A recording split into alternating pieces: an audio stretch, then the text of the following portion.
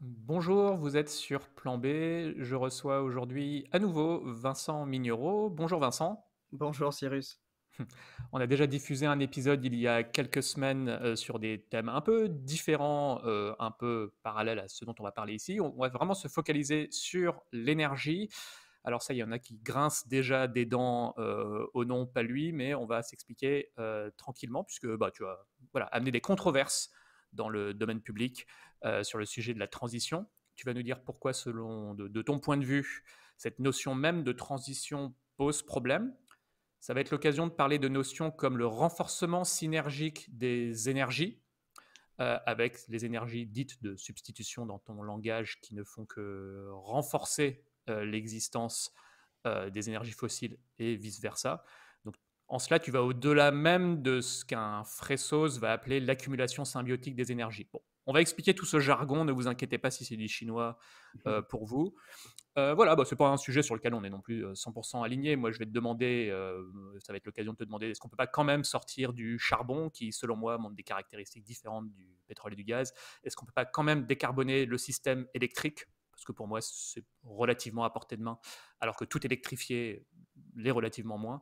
Donc, on va aussi avoir un petit peu de débat, mais le but, c'est plutôt de te donner la parole à toi et de te laisser t'expliquer et conclure de même sur ta réponse à des procès qu'on peut te faire. Alors, à l'épisode précédent, je t'ai demandé bah, le procès en inaction, qu'est-ce que tu y réponds? Le procès en doomisme, qu'est-ce que tu y réponds? Là, on va dire bah, le procès où, selon le cas, tu ferais le jeu des pétroliers, ce qui est quand même pas rien comme accusation, avec ton discours, te laisser y répondre aussi. Voilà, croustillant comme ordre du jour. Bon, je te présente brièvement à nouveau. Tu es essayiste et conférencier sur le genre de sujet qu'on évoque dans cet épisode et sur le précédent. Je te laisse introduire hein, assez librement la notion de transition, comment toi tu la perçois, alors telle qu'elle est officialisée dans le domaine public, et en quoi elle pose problème. Tu as à peu près 8 heures. Même 8 heures, ce serait sans doute trop juste, mais je te remercie de me donner autant de temps. Et ben écoute, on a, dans l'épisode précédent, si je puis me permettre, on a un peu, dressé, l'historique de ma présence dans la pensée, des risques globaux. Et effectivement, depuis 2015, j'ai progressivement de plus en plus focalisé sur la question de la transition énergétique. Et d'ailleurs, je me permets l'anecdote, puisque tu l'as invité sur ta chaîne, Philippe Gauthier, avec qui j'échangeais à l'époque, en 2015, dans le groupe Transition 2030 dont on a parlé déjà, était un des interlocuteurs qui m'a permis voilà, de questionner l'ambition de transition énergétique. Parce que ben, je m'interrogeais sur le matériel scientifique sur lequel s'appuyait l'idée de transition énergétique. J'étais assez, étonné des réponses et j'ai enquêté. Donc depuis 2015, j'enquête. J'ai eu la chance de publier en 2021 un petit essai qui s'appelle «L'énergie du déni», qui a été réédité début 2023, dans lequel je développe un peu plus l'idée de renforcement synergique des énergies dont on parlait tout à l'heure, qui est une hypothèse qui correspond au manque de réponses sur la faisabilité sur le plan théorique de la transition énergétique. Donc en questionnant la faisabilité théorique d'une transition énergétique, j'en suis arrivé à me poser la question du processus dont on a parlé précédemment. Est-ce que dans ce processus existentiel, l'humanité ne va pas investir les énergies dites de substitution? Alors les énergies dites de substitution, pour moi, c'est toutes celles dont on espère qu'elles vont remplacer les hydrocarbures. Alors je mets dans ces énergies-là principalement les éoliennes, les panneaux photovoltaïques et les centrales nucléaires, mais on peut ajouter la géothermie, pourquoi pas l'hydrogène, etc. Ce sont des énergies dites de Et substitution côté et biomasse aussi, on fait de la place pour oui, le biométhane, un peu de biocarburant. Voilà, la biomasse est un peu l'autre gros pan de la transition, à part électrifier. Il y a aussi biomassiser, avec les oui, conflits oui, d'usage que ça peut poser. Je te coupe pas plus que ça. je t'en prie. Tout à fait, voilà, donc les énergies dites de substitution sont pour moi la grande famille des énergies sur lesquelles on espère s'appuyer pour se passer des hydrocarbures. Et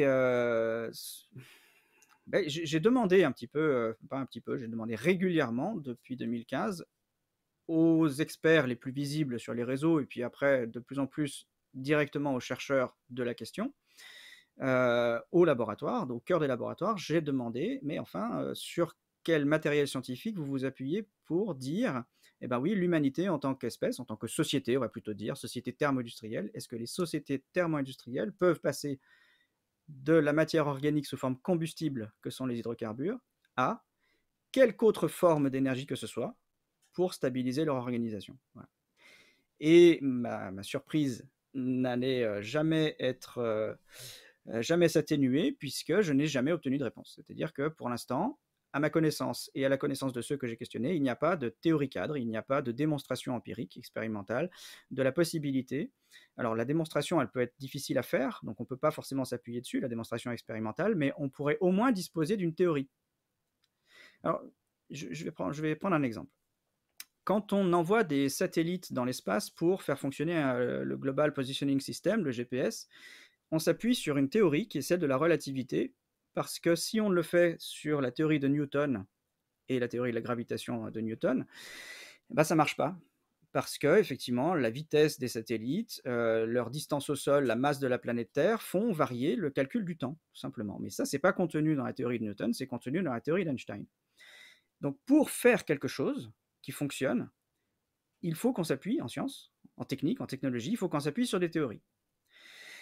Donc les GPS marchent parce qu'on a une bonne théorie, qui pourra d'ailleurs évoluer, la théorie d'Einstein, il y en aura peut-être une prochaine qui sera plus performante, plus précise et plus compatible avec le monde quantique par exemple.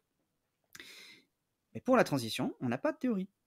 Je rappelle, en fait, l'ambition de la transition, c'est on a des sociétés complexes qui sont appuyées sur un flux d'énergie entrant sous forme de chaleur, et cette chaleur, on l'obtient en brûlant des hydrocarbures. Ça, c'est les sociétés thermo-industrielles. Et donc, ce que je recherche, c'est une théorie qui dise ben, une société dont l'énergie qui rentre dans son système industriel est sous forme de chaleur, eh ben, elle peut s'en passer, et elle peut passer à un fonctionnement, à une entrée d'énergie qui serait sous forme d'énergie cinétique, par le vent, d'énergie électromagnétique, par les rayons du soleil, ou d'énergie de liaison des nucléons dans les atomes, l'énergie nucléaire.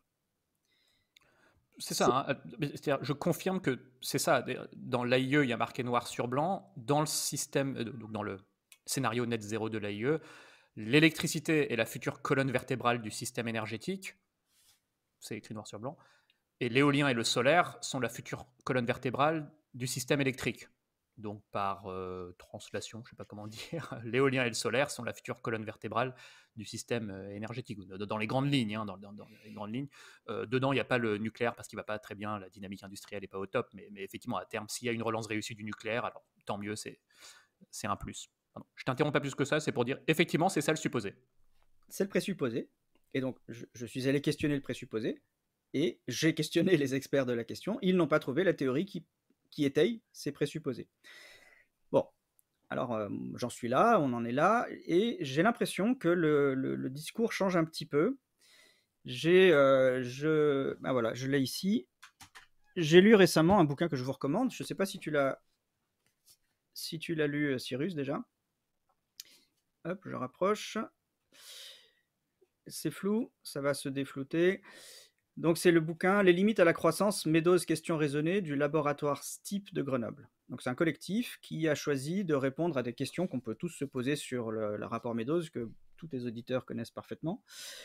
Et dans ce bouquin qui laisse beaucoup de place à la méthodo, justement, à l'épistémologie sur laquelle s'appuie World 3, le modèle qui a servi à élaborer les scénarios de Meadows, du rapport Meadows, du rapport au Club de Rome, il faut être précis. Eh bien, il a écrit une phrase que je n'ai lue, que je lisais pour la première fois et qui m'a à la fois fait plaisir et contrarié, mais en même temps, il fallait qu'elle soit écrite un jour. Cette phrase, c'est la suivante: il n'est pas évident qu'une telle transition énergétique soit possible dans l'absolu. Donc, après avoir questionné les experts, je lis maintenant un début de réponse à ma question, c'est-à-dire, on ne sait pas. Le laboratoire STEEP de Grenoble écrit dans un livre sur un des matériels scientifiques les plus solides dont on dispose aujourd'hui, non, on ne sait pas s'il n'y a pas de cadre théorique qui dise la transition énergétique est possible dans l'absolu, on n'en sait rien. Et puis, j'ai écouté Stéphane Sarad à l'émission La conversation scientifique d'Étienne Klein. Stéphane Sarad, il est chef du département de physico-chimique à la direction de l'énergie nucléaire du CEA. Bon. Et il a écrit un livre que j'ai pas encore lu qui s'appelle Homo Energeticus. Dans l'interview avec Étienne Klein, pour les plus méticuleux qui veulent vérifier, c'est vers la 43e minute, il dit « Certains modèles de transition résonnent à rebours ».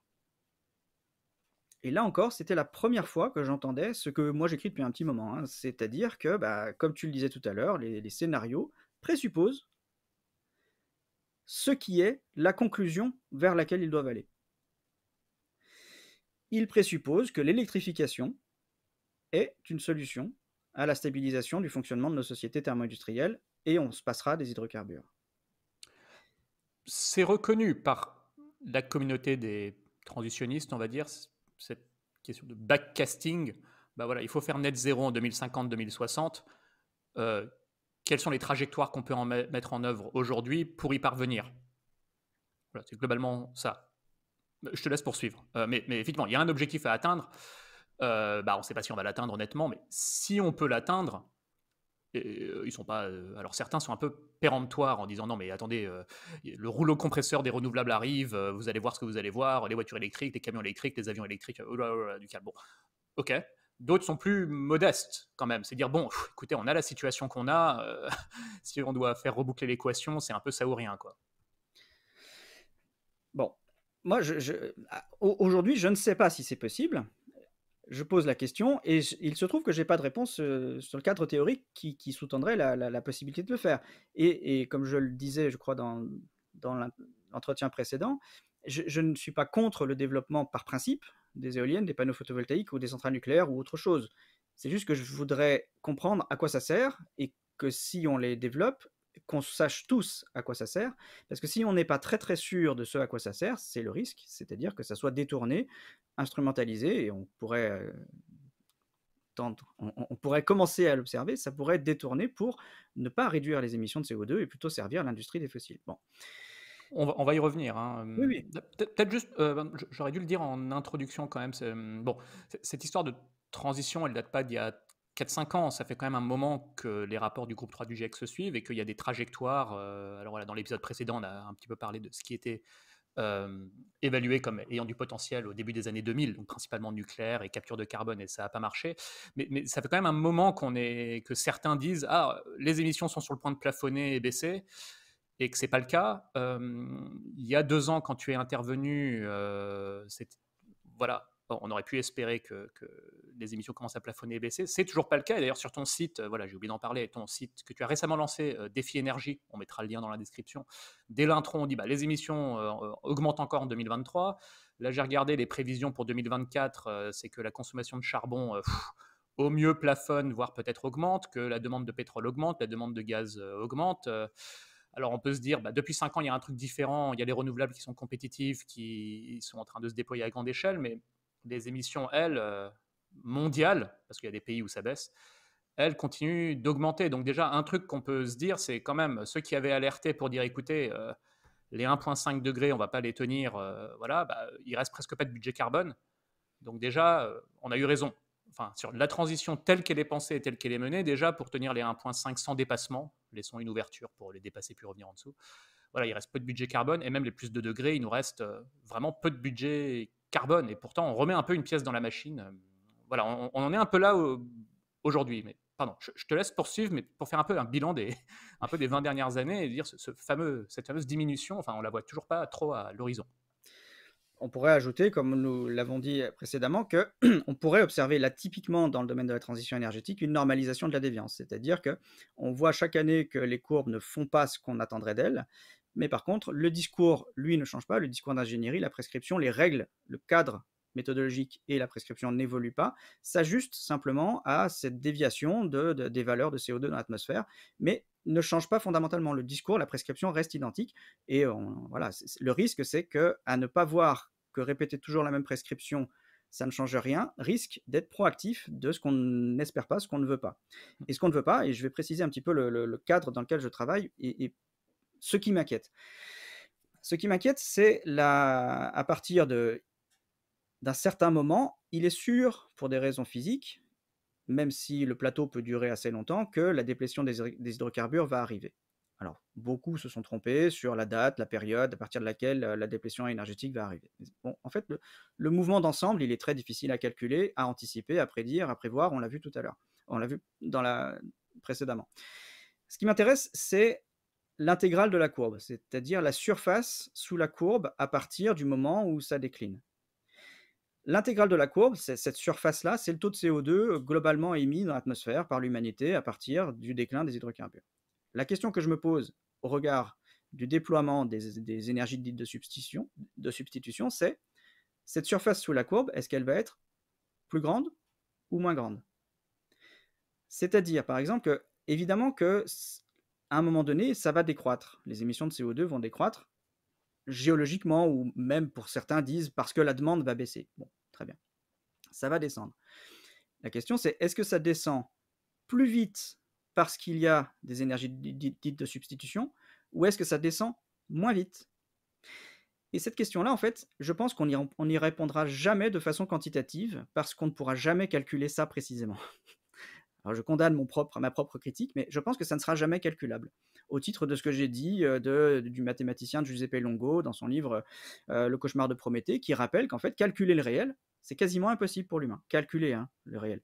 Comprendre les processus, théoriser, c'est possible, mais calculer un système aussi complexe que la biosphère, en temps réel, c'est pas possible, et prévoir et prédire son évolution, c'est encore moins possible. Et sur les données du passé, pour ce qui concerne l'énergie, c'est encore très difficile parce que la plupart des données des industriels du pétrole sont secrètes. On ne peut que voir le taux de CO2. C'est le truc le plus précis qu'on puisse avoir sous la main. Mais en grain fin, à l'avenir, savoir si les ENS ont réduit ou augmenté les émissions de CO2, bah, ça va être très très très difficile à faire, je pense. Donc ma question c'est, est-ce que théoriquement, les ENS vont ou pas réduire les émissions de CO2? Et là, on est obligé de réexplorer ce que la physique de l'énergie a dit de la possibilité pour un système complexe tel que nos sociétés de passer d'une énergie à une autre. Et c'est ça que j'ai fait effectivement dans le site Défi Énergie dont tu as parlé. J'ai lu 250 années de littérature de physique de l'énergie, et en particulier une physique dont on parle peu et pas du tout dans la transition énergétique, c'est la physique des systèmes complexes, des systèmes auto-organisés, des systèmes dissipatifs, c'est-à-dire ceux qui sont capables de s'organiser, de s'informer à partir d'une dissipation d'énergie, de créer de l'ordre, de s'organiser. Schrödinger disait créer de l'entropie négative, voilà, être structuré. Bon. Et j'ai constaté que y avait toute une littérature en physique de l'énergie sur les systèmes dissipatifs, mais il n'y en a pas dans la littérature de la transition. On ne parle pas des systèmes dissipatifs. Donc ça, c'est un premier constat. Est-ce que tu peux citer peut-être 2-3 auteurs ou bouquins que tu recommanderais particulièrement qui t'ont marqué? Schrödinger, Qu'est-ce que la vie? Je crois que c'est ça le titre de son bouquin. Prigogine, évidemment, son étude de 71 sur la démonstration des conditions à l'existence des systèmes dissipatifs. Oui, c'est ça. Qu'est-ce que la vie? De la physique à la biologie de Schrödinger. Qu'est-ce que j'ai lu d'autre? Je pourrais. Alors, je vais préciser quelque chose parce que ma mémoire n'est pas aussi bonne que, que ma compréhension de la physique de l'énergie. Sur le site Défi Énergie, j'ai fait quelque chose qui, je l'espère, facilitera le débat. C'est que les livres que j'ai lus, j'en ai extrait les contenus et je les ai mis à disposition sur le site. C'est-à-dire que je ne cite pas Schrödinger et son bouquin, son livre Qu'est-ce que la vie en argument d'autorité. Si vous voulez aller lire ce sur quoi je m'appuie à propos de Schrödinger, Qu'est-ce que la vie, c'est disponible sur le site en clair. Voilà, ça c'est quelque Ok, non, chose. mais déjà là, tu as cité 2 bouquins, après il y en a d'autres cités sur le site. C'était juste pour donner des petites indications. Voilà, je reconnais que ma mémoire n'est pas toujours très performante. Bon,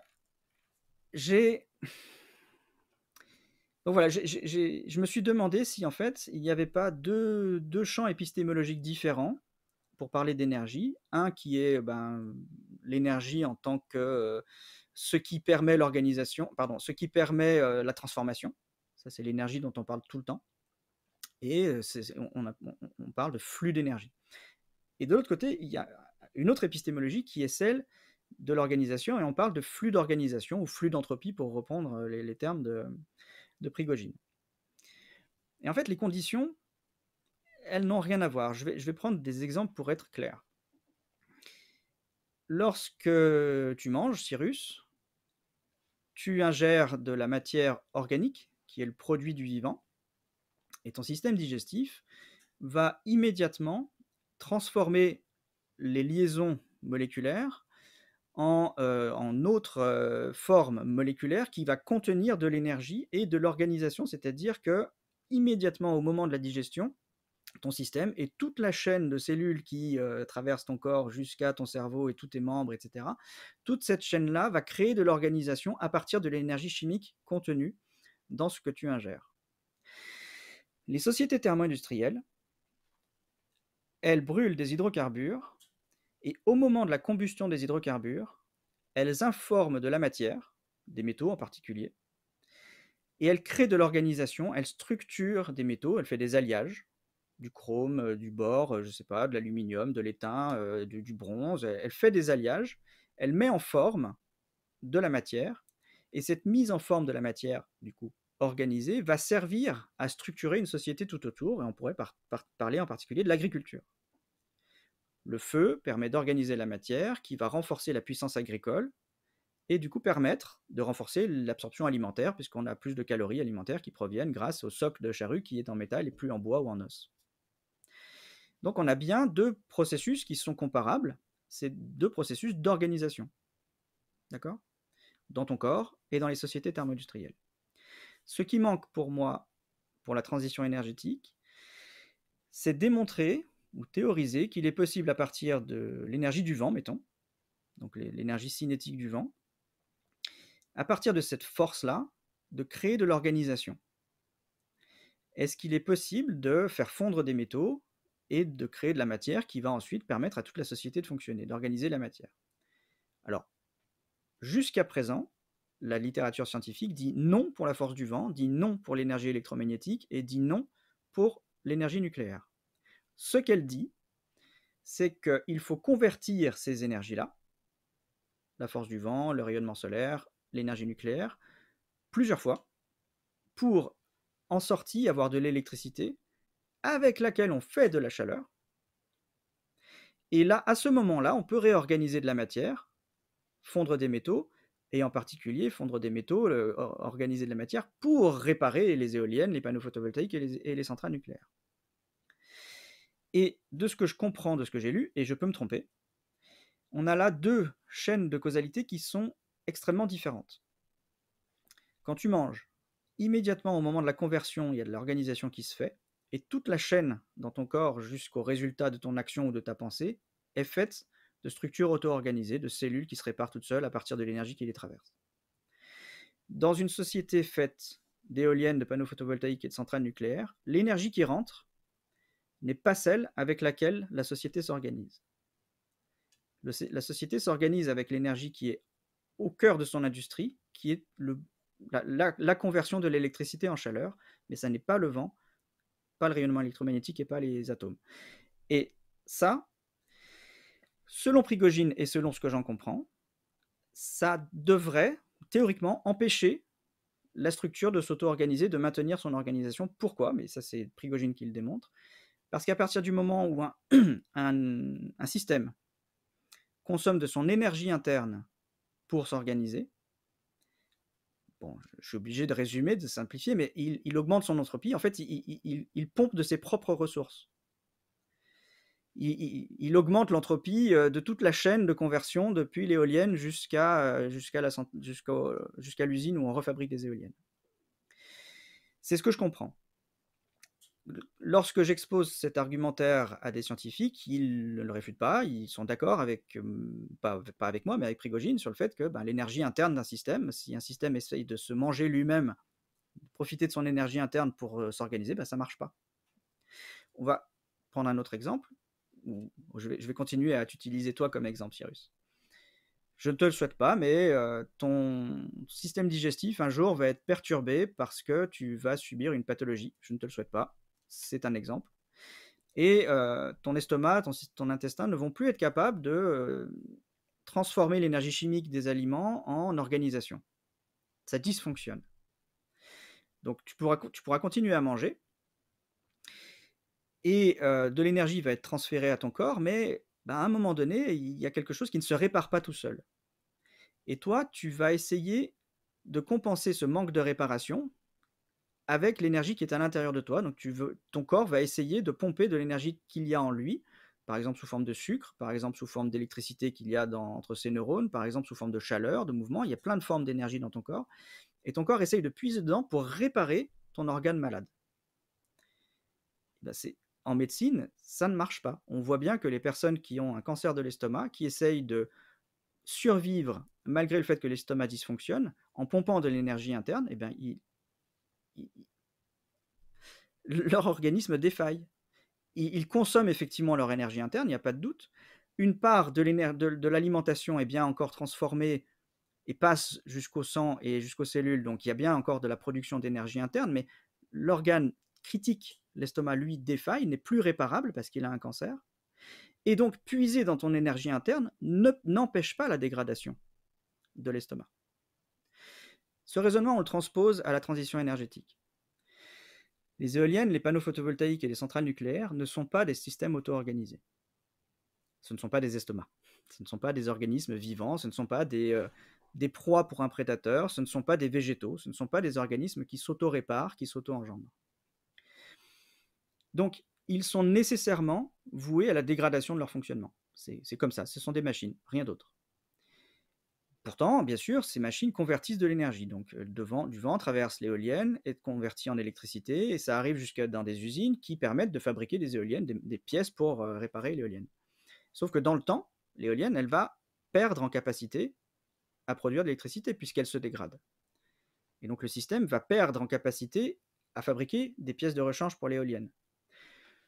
Je résume, et avec mes exemples que j'espère ne pas être trop maladroit et surtout à ne pas prendre au pied de la lettre, on a un système instable, c'est ça mon résumé.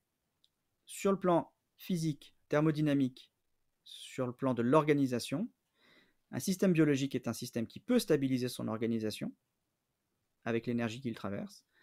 Un système de transition, à ma connaissance, ne peut pas être un système stable, selon en tout cas ce qu'en dit Prigogine et ce qu'en dit la littérature scientifique aujourd'hui.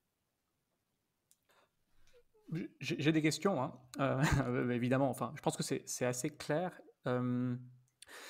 Alors, je pense qu'on n'est pas ici juste en train de dire la transition n'est pas possible ou est très difficile pour tenir les 1,5 degrés ou pour tenir les 2 degrés. Là, j'ai envie de dire, effectivement, c'est assez consensuel. Bon, là, ce que tu es en train de dire, ce qu'on est en train d'évoquer ici, c'est est-ce qu'on peut maintenir une société industrielle basée sur les énergies de substitution. Enfin, globalement, c'est un peu ça qu'on est en train de questionner et de s'interroger. Bon. Sur tout ce que tu viens d'exposer, est-ce que quelque part, ça ne revient pas juste à dire qu'un système 100% ENS est impossible, ce qui revient aussi quelque part à dire, ben oui, il y a des secteurs de l'économie qui sont juste difficiles à décarboner, avec les exemples que tu as cités, réparation, extraction, etc., quelque part, tu es en train de dire, bah oui, le secteur minier est difficile à décarboner, le secteur de l'acier est difficile à décarboner, ce sur quoi tout le monde est d'accord.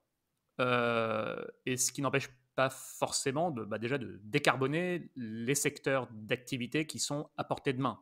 Par exemple, le système électrique, où on a des exemples à échelle locale, nationale. Bon, on a récemment reçu Philippe Gauthier et Damien Salel qui ont parlé du cas de l'Australie méridionale, donc 70% électricité, éolien et solaire en 15 ans. C'était 100% fossile il y a 15 ans. On pourrait citer le cas de l'Europe où voilà, 35% de l'électricité est d'origine juste éolienne et solaire et ça continue de monter. Donc voilà, est-ce qu'on peut pas séparer les choses et se dire, bah, il y a certaines composantes du système, on peut y arriver, d'autres composantes, bah ouais, là, on sait pas trop comment faire actuellement et peut-être qu'on n'y arrivera jamais. Et j'en viens aussi à une question qui est, alors tout à l'heure tu as dit non, mais je suis pas contre avancer sur les ENS. Est-ce qu'en même temps tu te prononces pas pour un moratoire? Enfin, voilà, est-ce que tu peux peut-être éclaircir peut-être sur ces différents points que je soulève, qui sont nombreux et complexes, je le conçois. C'est nombreux, pardon, les points sont nombreux et la question est complexe. Et en fait, tout le raisonnement que j'ai dit là peut être complètement faux, hein. En revanche, la réflexion qui sous-tend le raisonnement, elle, je me permets le raisonnement parce que je n'ai pas trouvé de réponse. Voilà, il faut bien comprendre ça, hein. C'est quand j'ai exposé ce que j'ai dit là à des spécialistes, ils n'ont juste pas trouvé dans la littérature où est-ce qu'on répondait à ces questions-là. dans la littérature de la transition énergétique. C'est pour ça que j'insiste un petit peu et que je veux trouver cette littérature, et c'est l'objet du site Défi Énergie. Il y a une page sur laquelle on peut envoyer la littérature qui corrige ce que j'ai énoncé là et qui dit, bah oui, on peut stabiliser un système avec des ENS. Alors, la question n'est pas de savoir si... Alors, Stéphane Sarad a répondu à la question d'un système 100% ENS. Lui pense, que je citais tout à l'heure, lui pense que les systèmes 100% ENS résonnent à rebours. Bon. Il ne pense pas que ce soit possible, ou en tout cas pas exclusivement avec des ENS. La question, si, comme je le disais, les systèmes industriels fondés sur le vent, etc., ne sont pas stabilisables, on peut en fabriquer. Ça fonctionne un temps, je ne dis pas le contraire. Ça rend des services à la société. Mais dans le temps, comme ce ne sont pas des systèmes physiques stables, la question est de savoir dans quelle mesure ils ne vont pas exercer. Alors déjà, si on les laisse aller eux-mêmes, ils ne vont pas fournir, ils ne vont pas répondre à la demande sur le temps long, et ce temps est à calculer. Mais surtout, si on veut les stabiliser, ils vont avoir besoin d'une énergie extérieure. Et c'est ça, en fait, la vraie difficulté. Or, l'énergie extérieure de ces systèmes physiques, c'est uniquement les hydrocarbures. Il n'y en a pas d'autres. L'humanité n'a pas d'autres formes d'énergie à exploiter qui puissent stabiliser, en tout cas c'est l'expérience qu'on a, qui puissent stabiliser des systèmes industriels quels qu'ils soient. C'est l'expérience qu'on a aujourd'hui.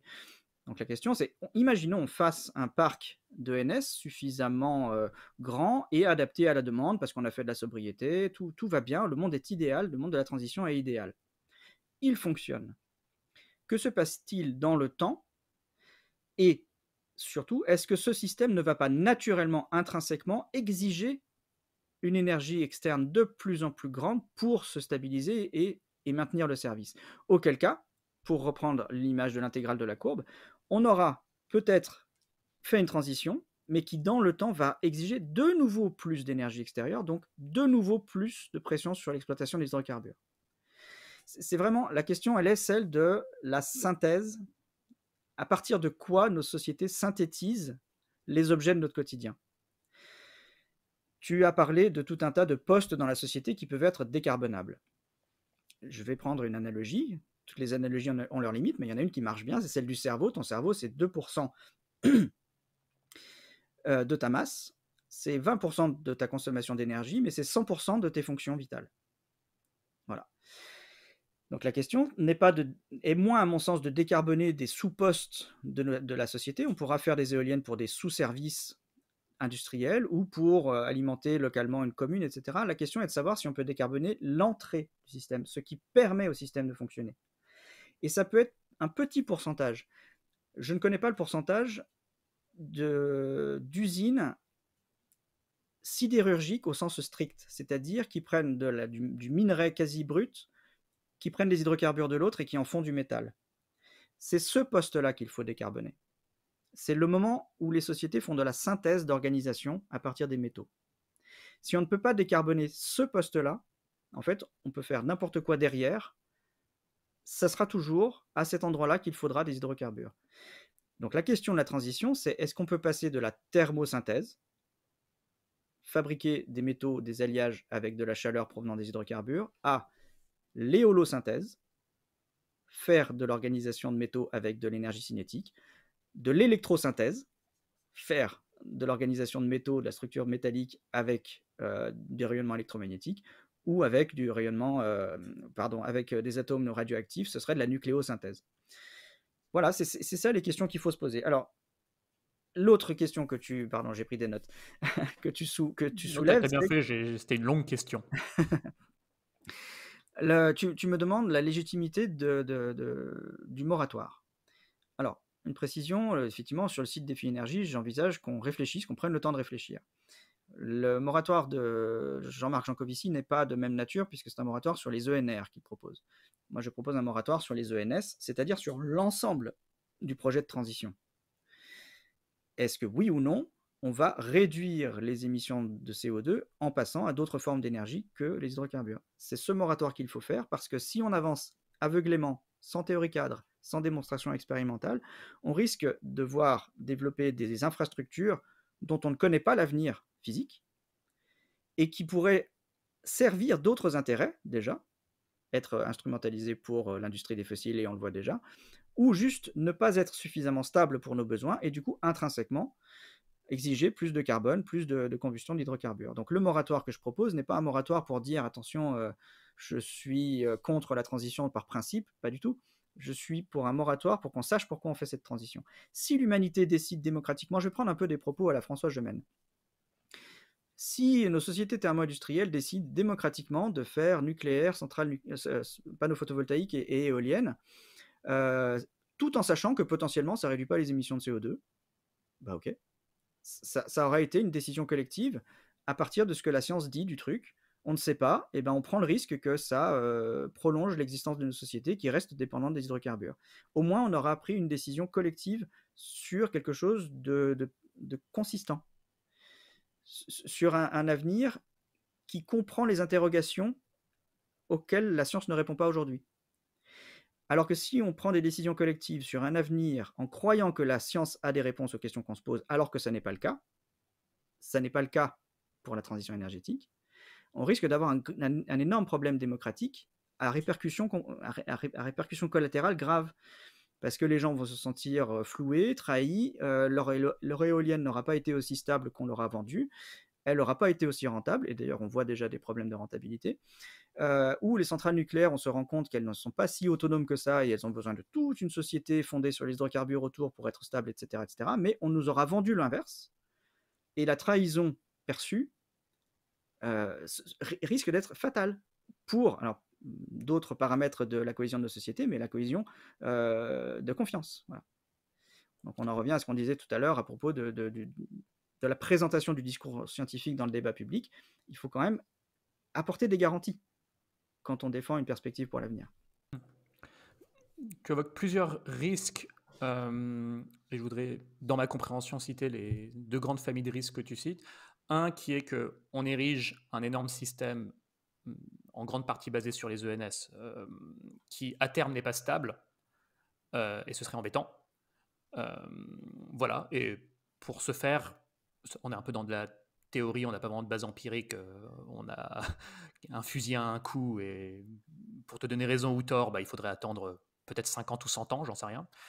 Et je pense qu'il y a un autre sujet que tu soulèves, qui est la fameuse intégrale, qui est au moins, est-ce que pendant qu'on fait cette transition où on érige un énorme système ENS, est-ce qu'on réduit les émissions de CO2 ? Et tu as diffusé la notion de renforcement synergique des énergies, qui, pour le coup, alors d'un côté, je suis très, bon, je pense qu'on le comprend à travers mes posts, les interviews avec des experts de la transition, des chefs d'entreprise dans ce domaine de la transition, que je suis plutôt enthousiaste par notamment la révolution de l'énergie solaire, qui pour moi présente quand même des caractéristiques que les autres énergies ne présentent pas, au sens pouvoir acheter un truc, limite un appareil électroménager, on branche et ça fournit de l'électricité. Aucune autre énergie ne montre et qu'en plus l'appareil est de moins en moins cher. Donc voilà, c'est le genre de choses qui me rend quand même enthousiaste. Alors sur les émissions de CO2, on en reviendra, mais au moins en termes d'accès à l'énergie et de résilience énergétique. D'ailleurs, tu disais que ça fournit quand même des services. On peut envisager que l'éolien et le solaire amortissent la descente de l'Europe. Et d'ailleurs, ça s'est vu pendant la crise du gaz russe. Ça a joué ce rôle-là. Parenthèse refermée. Oui. Par contre, je pense que tu as raison d'alerter sur ce risque de renforcement synergique. Donc ça, je tempère un peu mon enthousiasme. Alors, tu cites souvent l'exemple de centrales à charbon, de puits de pétrole qui s'équipent de réacteurs nucléaires SMR, d'éoliennes, de panneaux solaires pour se fournir en énergie. Et donc, c'est un peu cocasse quand même.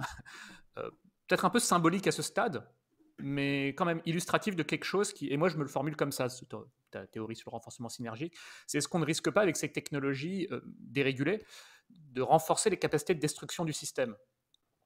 Au final, est-ce que c'est pas une nouvelle grande accélération avec des éoliennes, solaires, peut-être à terme des petits réacteurs modulaires nucléaires déployés à foison, où au final on nourrit l'ogre. Et j'ai donné un exemple récent sur la voiture électrique, où je suis en train de dire aux auditeurs, si vous avez le choix entre une thermique et une électrique, enfin là, c'est pas le sujet ici, achetez une électrique. Enfin, c'est mon conseil. Il y a pas de. Après, si on se pose et je te laisserai réagir bien sûr, mais pour faire écho à un post récent, si on se pose un peu à l'échelle du système, je suis un peu inquiet. Je suis plus inquiet parce qu'on rajoute de la demande d'électricité dans le système, et c'est normal, il faut électrifier. Bon, cette électricité n'est pas bas carbone partout. En Chine, ça va prendre du temps. Mais on rajoute quand même de la demande d'électricité dans le système. Et je suis inquiet qu'on ne diminue pas la consommation de pétrole dans le système. Parce que le pétrole qui aurait été économisé par ces voitures électriques, qui sera consommé ailleurs, dans des camions qui sont loin d'être décarbonables, dans des avions qui sont loin d'être décarbonables, dans la production de plastique dont la demande reste robuste. Et si je raconte ça, c'est pas juste c'est pas de la spéculation, c'est ce qu'on observe déjà. La consommation de pétrole des voitures à échelle mondiale est plutôt stabilisée, elle augmente de l'ordre de 0 ou 1% par an. Celle des avions augmente de 4% par an depuis. Alors, c'était avant le Covid, là maintenant ça repart à la hausse, mais raison de plus. Mais sur la décennie 2010, la demande en pétrole des avions a augmenté de 4% par an. Donc voilà, on en consomme moins quelque part, ou du moins on accélère moins vite quelque part, et on le refout ailleurs. Donc voilà, c'est ce qui me fait me dire que là, le bilan de l'opération que je viens d'évoquer, c'est quand même plus d'électricité dans ce système pour faire fonctionner les voitures, électricité qui en plus n'est pas bas carbone. On a aussi rajouté de l'extraction minière dans le système, soit dit en passant, pour, pour fabriquer la batterie de la voiture électrique. On a aussi rajouté de l'extraction minière dans le système global. Et malheureusement, je doute qu'on diminue significativement le... Voilà.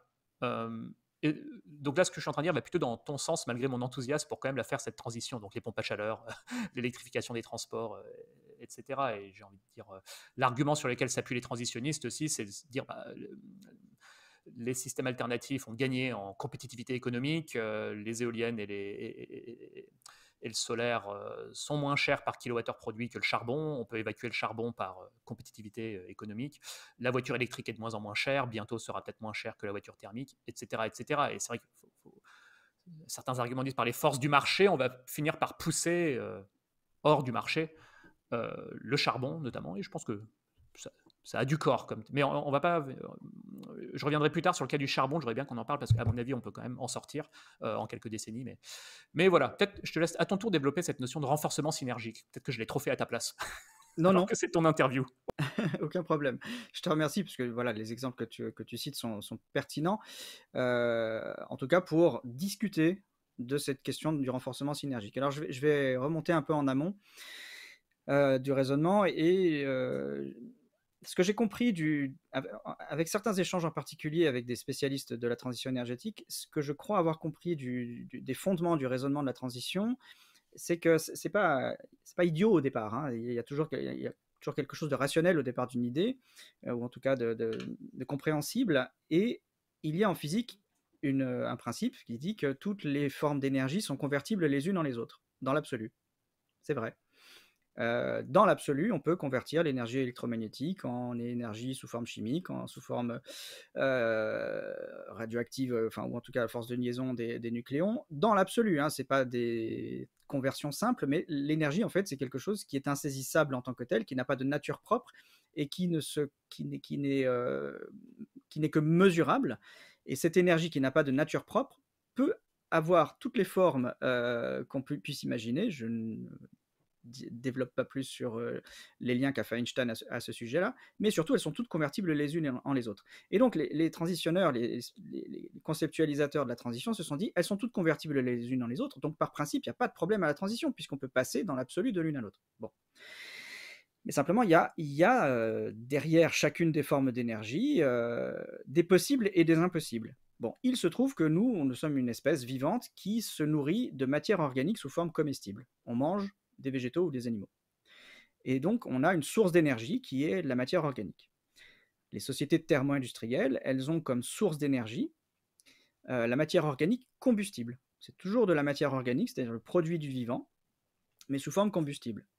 Et dans les deux cas, il y a quelque chose de commun, c'est l'autocatalyse. Alors l'autocatalyse, ça veut dire que le système que tu constitues toi avec ton corps, ou le système thermo-industriel, peut, à partir de la consommation d'une énergie, la matière organique, fabriquer les moyens d'exploiter toujours la même énergie et de retourner chercher des végétaux ou des animaux, voilà, pour les êtres vivants.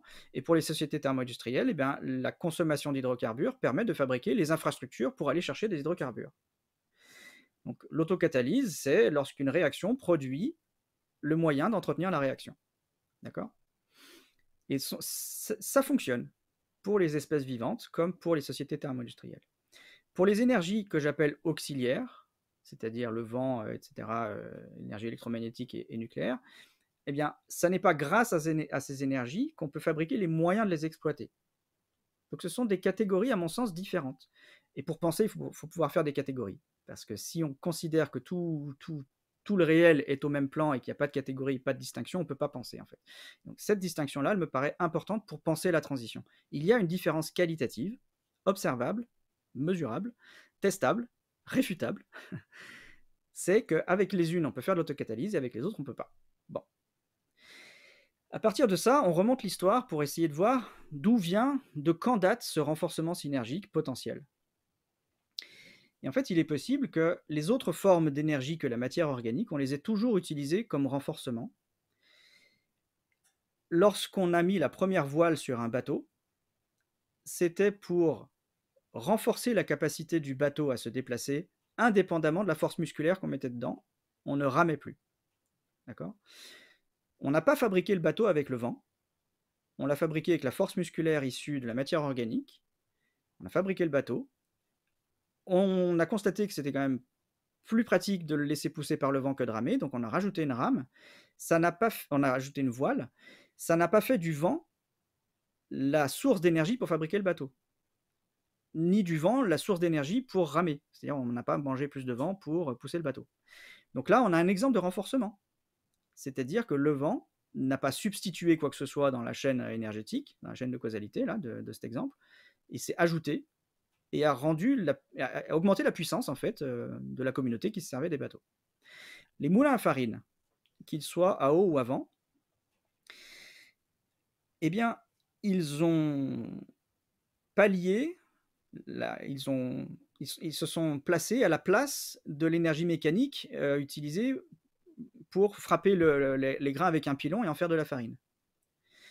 Avec les moulins à farine, on a moulu du grain beaucoup plus facilement que si on devait le pilonner à la main. D'accord ? Donc le vent et la force de l'eau sont venus augmenter notre capacité à ingérer de la matière organique sous forme comestible. D'accord ? Le vent et la force de l'eau ont remplacé une part de l'énergie mécanique qu'on mettait pour absorber de la matière organique alimentaire. D'accord ?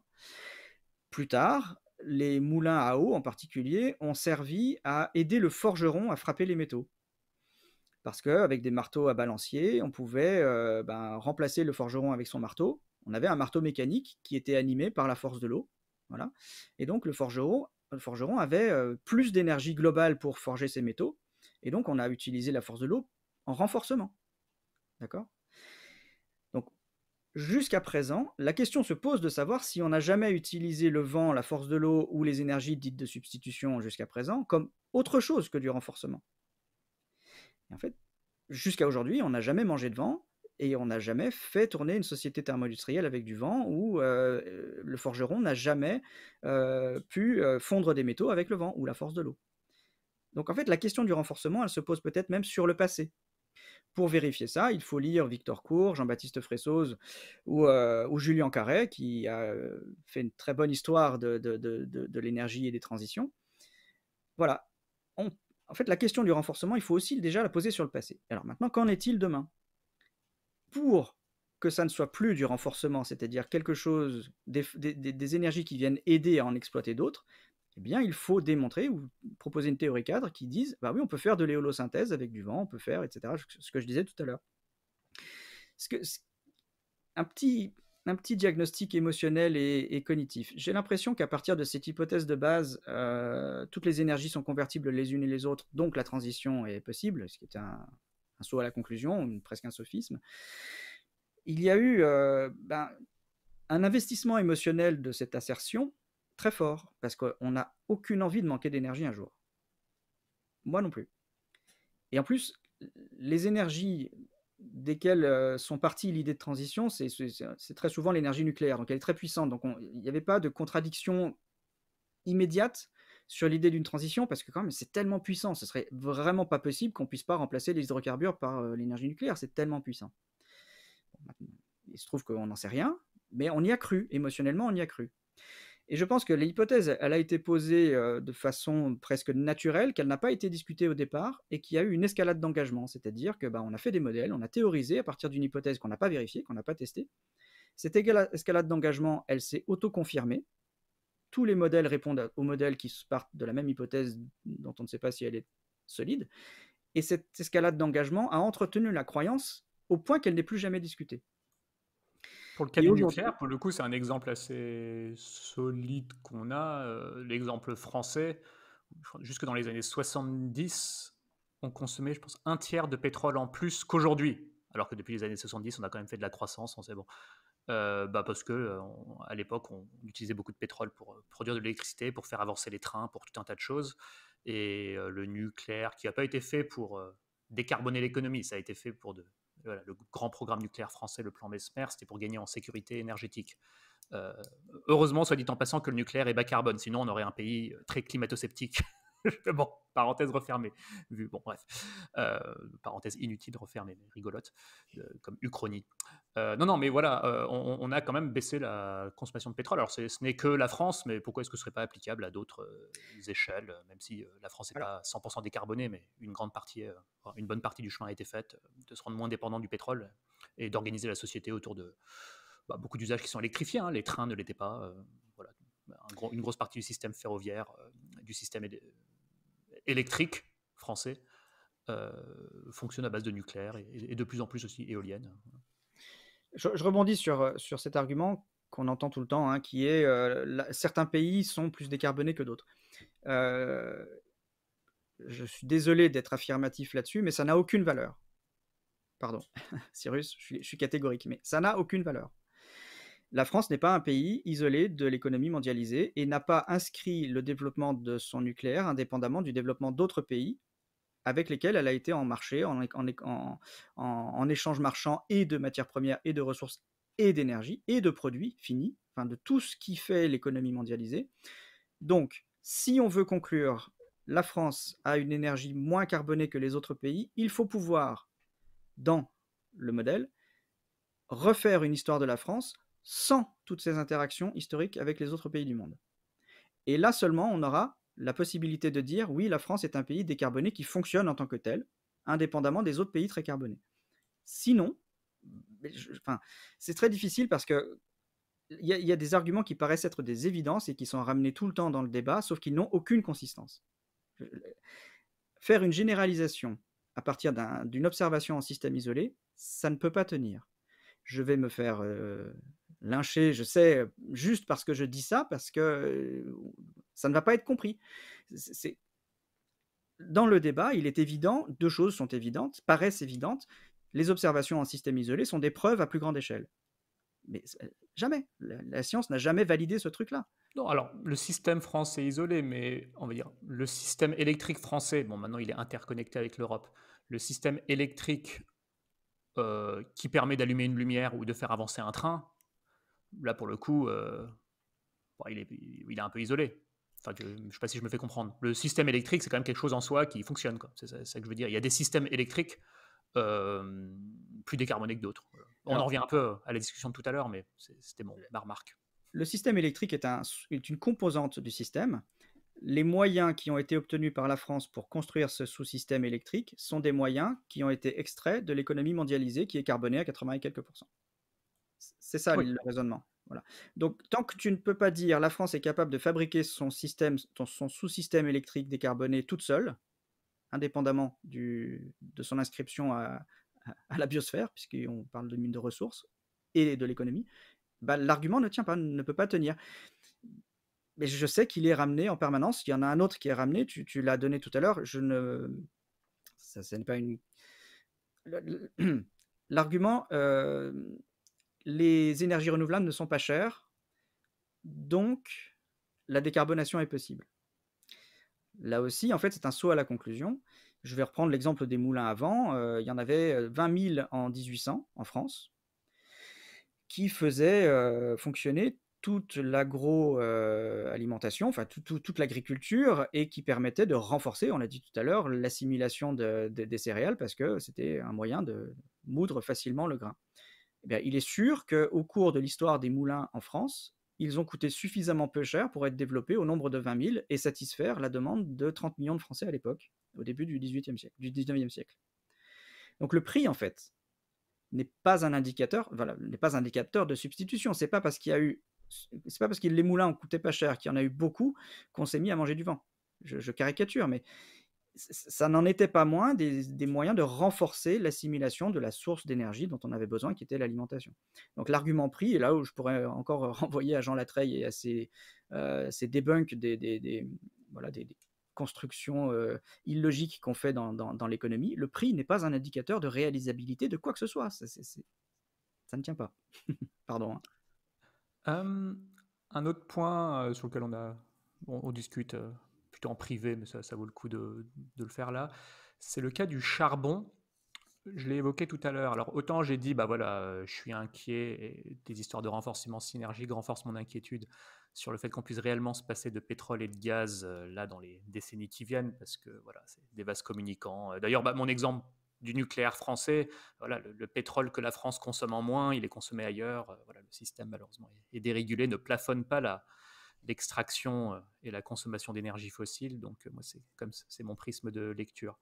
Le cas du charbon, je pense, ça fait exception, c'est-à-dire il montre des propriétés assez différentes du pétrole et du gaz parce qu'il est solide et très coûteux à transporter. Alors coûteux à la fois financièrement, énergétiquement, matériellement, enfin voilà, sauf à ce que les mines de charbon soient proches des côtes et soient livrées proches d'autres côtes. Voilà, bon, globalement, ça se transporte assez mal. Voilà, donc ça c'est une chose. Et on peut observer déjà des cas où il en reste accessible sous nos pieds et où on le laisse sous terre. L'idée de la transition, c'est quand même ça, c'est de le leave it in the ground, de laisser les énergies fossiles sous nos pieds. Bon, j'ai expliqué pourquoi j'étais un peu inquiet pour le pétrole et le gaz, qu'on puisse, du moins dans les prochaines décennies, en consommer tant qu'il y en a.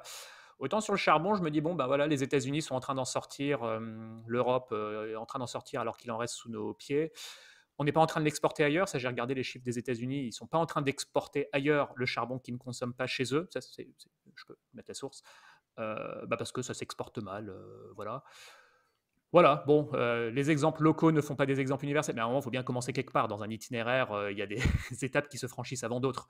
Oui, oui. Et qu'on a quand même des bases physiques pour se dire, bon, effectivement, on a du potentiel pour se passer d'une grande partie du charbon. Alors parfois en le remplaçant par du gaz, hein. Donc les États-Unis qui sortent du charbon, c'est en grande partie pour le moment, depuis 15 ans, en le remplaçant par du gaz fossile. C'est mieux, mais c'est pas top. Mais voilà, bon, qu'est-ce que tu. Donc l'Inde et la Chine continuent de consommer de plus en plus de charbon et ça annihile les gains obtenus ailleurs. Parfois, on réduit, ça je l'ai lu aussi dans l'AIE qui a annoncé ça en été, c'est-à-dire même en Chine, le charbon qu'ils consomment en moins pour fabriquer de l'électricité, c'est reporté sur le charbon industrie, donc moins de charbon énergie, mais plus de charbon pour, par exemple, produire de l'acier. Donc, c'est pas top, quoi. Néanmoins, on a quand même ce faisceau d'indices, et au vu du fait, voilà, les propriétés du charbon font que ça fuite moins ailleurs quand on décide de ne pas le consommer. Que voilà, ce serait déjà une bonne partie de fait que de se passer du charbon, parce que c'est quand même un bon 40% des émissions de CO2. Hein. Donc, hors autres gaz à effet de serre, mais juste CO2, c'est quand même 40%. Voilà, est-ce que c'est un point que tu as recherché, sur lequel tu as un avis voilà. Alors, précision, l'argument de dire que les travaux que je fais servent les industries carbonées qu'on me fait régulièrement n'a évidemment aucun fondement. Donc je le rappelle si jamais besoin était, je souhaite que nous sortions des énergies carbonées. Voilà.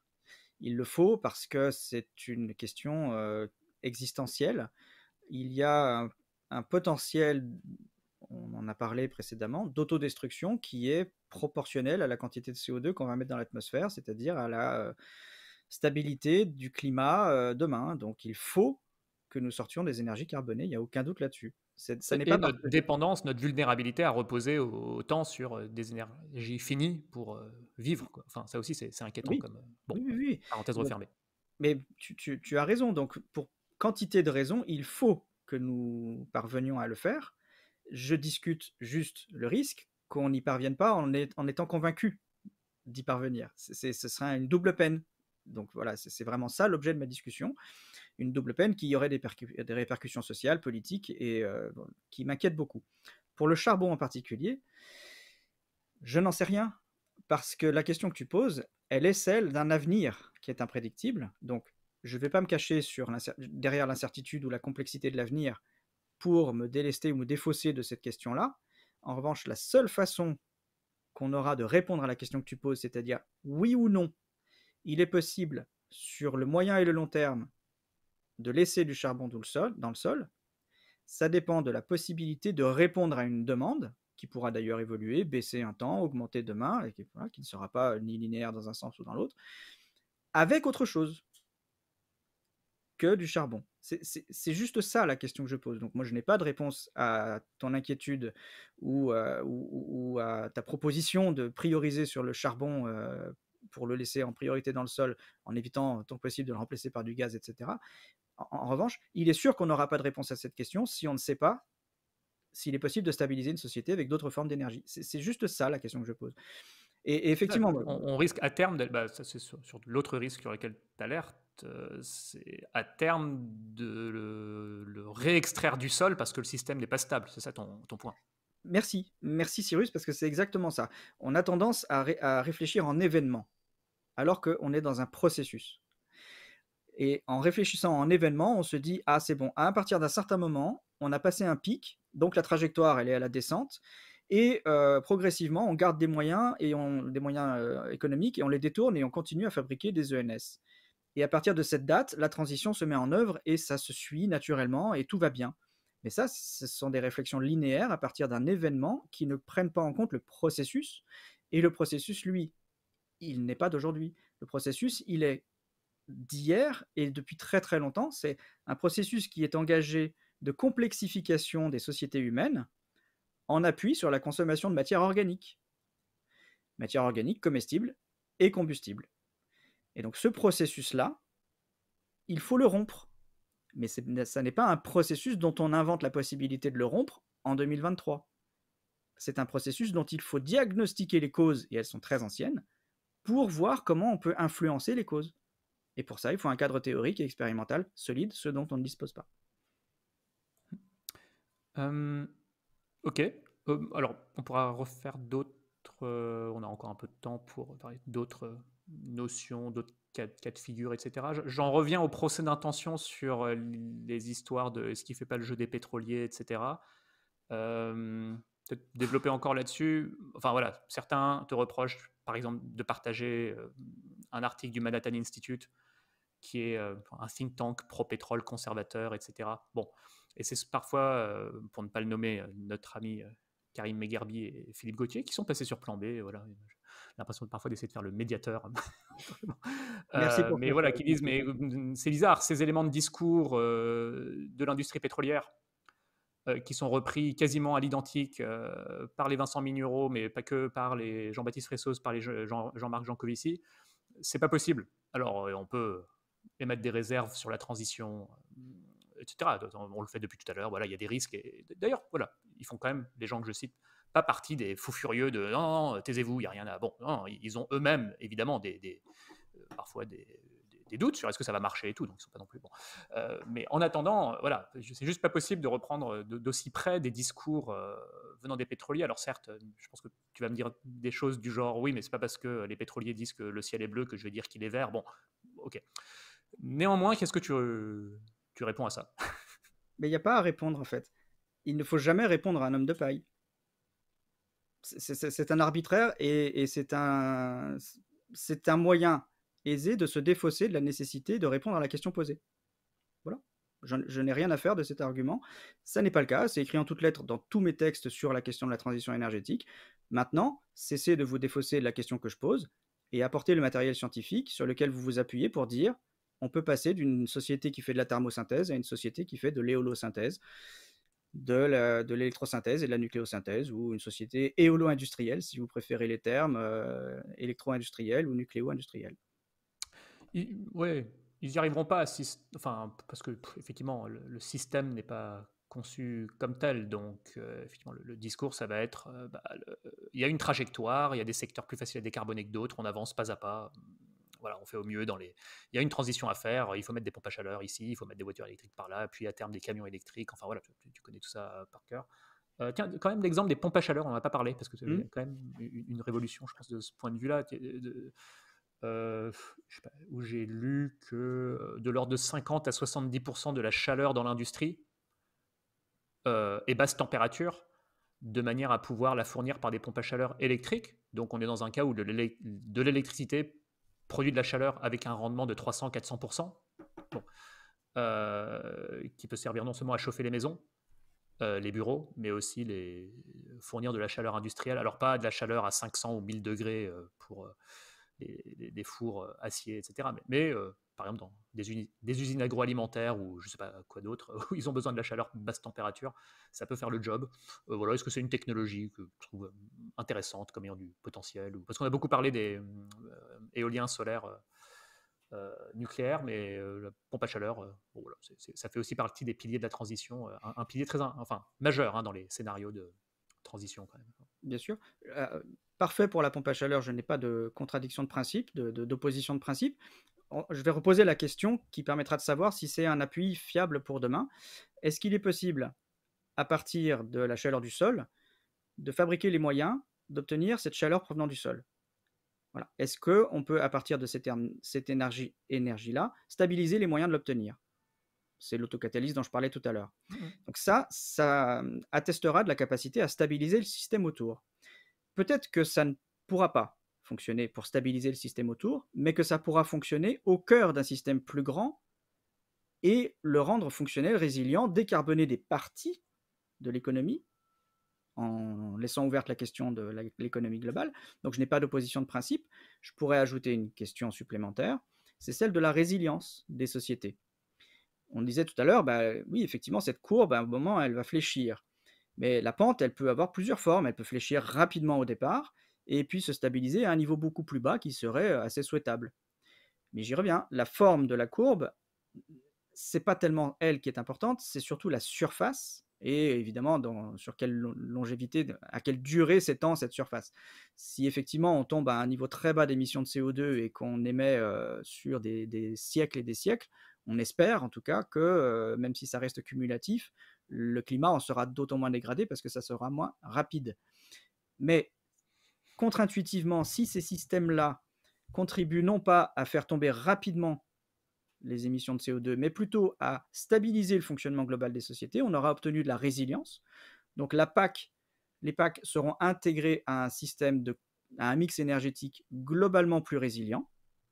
Et je crains que la résilience soit un problème sur le plan écologique. La Hein. résilience des sociétés humaines est plutôt un problème sur le plan écologique. Ça dépend, mais oui, oui, Voilà, enfin, ça dépend, mais quand c'est on tout vert. remplace le gaz russe du Nord Stream par du gaz naturel liquéfié des États-Unis, l'Europe a été résiliente, mais pas très écolo, quoi. Bon, mais je pourrais multiplier des dizaines d'exemples de ce type. L'énergie du déni est sortie avant ces événements-là, en posant l'hypothèse que ben, les systèmes très, très intégrés, comme c'est écrit dans le GIEC, très flexibles, voilà, il y a des scénarios qui étudient la flexibilité des mix énergétiques. J'ai envisagé que cette flexibilité ne serait pas, enfin, ne déboucherait pas nécessairement sur une décarbonation, en ce sens qu'elle permettrait de traverser des crises de Hein. manière plus efficace, ce qui emmènerait les sociétés à une perduration, à la perduration de leur capacité à exploiter des hydrocarbures. C'est sorti, mon livre est sorti avant, mais on a eu des exemples, le Covid et la crise russe. Donc oui, on est légitime à garder cette question en tête de la résilience des sociétés en appui sur un mix très diversifié. Hmm. Bah, d'ailleurs, dans l'épisode précédent où on parlait un peu comment dire, des récits rassurants dans la sphère écolo, il y a celui de la résilience, qui évidemment, on n'est pas en train de dire ne faites rien pour la résilience de Non. votre territoire, ne faites pas d'agroécologie, ne faites pas de, enfin voilà, euh, ne faites pas de désimperméabilisation des sols, d'îlots de fraîcheur, et c'est pas du tout le propos. Non, non. C'est que voilà, certaines formes de résilience, voire beaucoup de formes de résilience, vont pas tout à fait dans le sens d'une préservation de la nature et du climat. Voilà, et on a foultitude d'exemples. Ouais. Ce qui est important, c'est pas c'est pas la prescription en tant que telle que Mm. je discute, c'est savoir pourquoi on l'a fait. Mm. En fait, on me dit parfois que mes travaux sur la transition énergétique sont dépolitisés, mais c'est tout l'inverse. C'est parce que je souhaite qu'on ait un débat politique fondé sur quelques certitudes à peu près solides plutôt que sur des trucs qui ne sont pas fondés actuellement, parce que c'est dangereux politiquement. Démocratiquement, c'est très dangereux. Donc, je n'ai rien contre X prescriptions, je les discute pour qu'on puisse s'appuyer dessus de façon solide, en conscience, et qu'on puisse faire des choix, des arbitrages collectifs les plus, voilà, les plus cohérents et favorables à la cohésion sociétale possible. Ouais. Non, puis la transition, quand même, telle qu'elle est envisagée, elle est essentiellement technologique. Alors c'est dingue, l'autre jour je lisais un papier, c'est pas la peine de nommer l'auteur, c'est un anglophone, et de toute façon j'ai oublié son nom, mais qui se disait un environnementaliste radical. Je me suis dit, bah, tiens, c'est amusant, qu'est-ce qui va suivre? Ce qui suivait, c'était purement technologique. Je dis, bah, enfin voilà, remplacer rapidement les énergies fossiles par des éoliennes, des panneaux solaires, tout ça, et ça fait de lui un radical, du moins de son point de vue. Donc, j'ai pas bien compris la partie de la radicalité parce que c'est plutôt du mainstream pour moi, Oui. une transition essentiellement technologique, et ça pour le coup c'est assez dépolitisé parce que pourquoi il y a besoin de s'engager politiquement si la technologie va faire l'essentiel du boulot? Peut-être oui, accélérer politiquement les contraintes sur les énergies fossiles et augmenter les subventions ou les aides aux énergies alternatives. Oui, ok, bon, c'est un peu engagé politiquement et se dresser politiquement contre les énergies fossiles, mais on parle pas non plus d'un truc. Bon, bref, alors que non, effectivement, moi je vois bien le fait que si on considère que ce que je viens de décrire est politiquement engagé, je vois pas pourquoi ce que tu dis depuis 1h10 serait dépolitisé. Voilà, Je ne vois pas non plus. disons-le comme ça. Je comprends pas non plus cet argument, voilà. Bon. C'est pareil, je ne réponds plus au bout d'un moment à certains arguments ou attaques de mauvaise foi parce que tout le monde perd du temps. Est-ce qu'il y a des points sur le... On peut en prendre 5 minutes. Je sais pas, moi j'ai couvert tous les points que j'avais, mon petit ordre du jour. Est-ce que tu aimerais dire des mots de conclusion? Oui, mais on a parlé un peu psychologie, dans l'épisode précédent. Hem, il y a vraiment quelque chose qui est troublant pour moi, c'est l'adhésion, très rapide, de courants de pensée, humanistes, progressistes, hem et parfois aussi, on en a parlé, anticapitalistes, antisystème au sens, pas complotiste du terme, mais voilà, qui souhaitent, faire basculer nos sociétés à d'autres modes, d'organisation, et surtout qui souhaitent défendre le partage, la réduction des inégalités, et c'est ce que je souhaite éminemment aussi. Donc je m'inscris dans ces courants de pensée-là. Et je constate, vraiment sur le plan politique, on en parlait, une adhésion très très rapide à la transition énergétique technologique. Mais en fait, c'est exactement reproduire les travers de la société qu'on espère dénoncer avec tous ces schémas structurels très inégalitaires et dont les inégalités sont indexées à la puissance industrielle. C'est-à-dire que oui, ben, c'est pas possible aujourd'hui de financer pour un pays qui est en cours de développement, aussi bien que pour les pays riches, une transition énergétique. C'est évident que ça n'est pas possible. Pareil, on l'a vu à la COP28, on l'a vu avec les dernières réunions au plus haut niveau. Donc, il y a comme une reproduction non su, inconsciente d'un schéma de pensée qui prolonge le modèle qu'on espère dénoncer. Alors qu'en fait, la transition énergétique qui vise la réduction des inégalités, le partage, le progrès, eh ben, c'est une prescription de réduction de la consommation d'énergie avant de fabriquer quoi que ce soit. Ah oui. Bah oui. Ah De oui, non, partage. Bah oui, là, bah pour oui, le coup, on est aligné, oui. de partage, de réduction des inégalités spontanées, on réduit les revenus en partant par le haut et on redistribue tout ce qui est possible de redistribuer. Et c'est un message politique qui demande du courage, mais qui demande aussi de travailler sur son intolérance à la frustration, en particulier nous les pays riches. Et c'est très curieux que ces discours-là, qui sont plutôt des discours pro-égalité, partage, réussite, n'investissent pas en premier lieu la réduction des inégalités, et ensuite on verra si on fait des éoliennes, des centrales nucléaires. Ils disent il faut faire des transitions énergétiques à partir d'éoliennes, panneaux photovoltaïques et centrales nucléaires pour réduire les inégalités. Ah oui, mais bon, on Et est ça n'a pas... aucun, alors ça n'a pas de sens politique, par contre ça a un sens industriel. Et tu me demandais si moi je me sentais récupéré ou si je faisais le discours d'un lobby ou d'une industrie ou des industries carbonées, ces discours-là s'avilisent totalement à l'industrie, puisqu'ils disent il faut faire de l'industrie et après, ça sera la possibilité de réduire les inégalités. Donc, Mhm. c'est ma réponse. Ouais, ouais, bah, malheureusement, ce qu'on est en train de dire, toi et moi, c'est assez minoritaire. Si je vais aux États-Unis, bah, ça oppose, on va dire carrément, les climato-sceptiques qui veulent continuer à investir à fond dans les énergies fossiles aux, entre guillemets, progressistes, donc pour faire très court, le Parti démocrate, qui lui propose une transition 100% technologique, et John Kerry, donc l'équivalent du ministre de l'Environnement, j'ai oublié son titre exact, des États-Unis, a dit non, mais le American Way of Life n'est nullement en question. La technologie va faire tout le boulot. Hmm. Alors, il n'a pas dit la technologie va faire tout le boulot, mais globalement, c'est ce qu'il faisait comprendre en disant le American Way of Life n'est pas remis en cause, ne vous inquiétez pas. Bon, bref, donc ça paraît pour le coup assez dépolitisé. En Chine, ce qu'on est en train d'évoquer ici, je pense, n'a pas beaucoup voix au chapitre. C'est pas pour être fataliste, hein, mais c'est plus bon, je pense que je suis en train de citer de dire des évidences, quoi. C'est juste des constats. Enfin, voilà, c'est pas évidemment qu'on continue chacun à faire notre part, nous battre, etc. Je fais juste un constat de où est-ce qu'on en est actuellement. Et le genre de choses que je disais, que tu dis toi, ou moi d'une autre manière je le formule avec mon histoire de voiture électrique où le pétrole économisé est transféré ailleurs, j'ai l'impression que ça rentre un peu par une oreille des transitionnistes et ça sort, quoi, alors que bah, je suis pas là pour faire chier, quoi. Je suis juste ça, bah écoutez, j'ai l'impression que ça avance pas, quoi, et les années se suivent et les émissions augmentent. Alors certes, c'est peut-être un peu philosophique et utopique et idéaliste parce que ce que je dis là, pour que ce soit mis en œuvre, il faudrait un espèce de rationnement mondial de l'avion et du pétrole et tout ça. Mais au moins, est-ce qu'on peut se mettre d'accord sur le principe, quoi? Parce que je vois pas sinon. Bon, bref.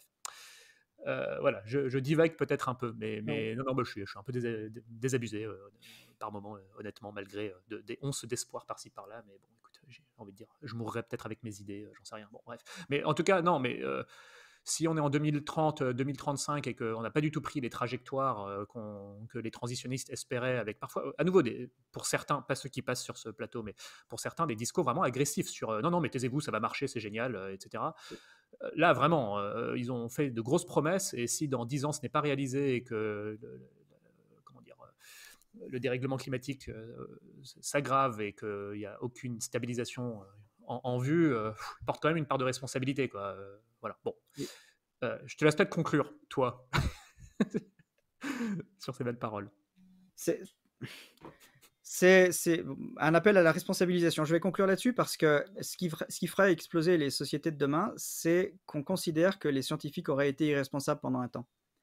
Et ça, ce serait vraiment fatal et autoréalisateur d'effondrement interne des sociétés. Donc oui, j'en appelle à la responsabilisation. Je me trompe peut-être sur toute la ligne. Je demande juste un peu de matériel rigoureux, un peu de cadre théorique et éventuellement des démonstrations sur la faisabilité d'une transition pour éviter qu'on fasse des erreurs. Merci Vincent. Tenons-nous-en là. Il y a du matériel. On laisse les gens réagir. Voilà, bon, s'il vous plaît, soyez courtois et respectueux dans les commentaires. Enfin, je suis en train de dire ça en toute fin d'épisode. Si ça se trouve, ils sont déjà énervés après 5 minutes. Bon. Non, et puis d'autres voilà, qui t'apprécieront aussi pour ta franchise. Voilà. À la prochaine, Vincent. Au revoir. À très bientôt. Merci beaucoup, Cyrus.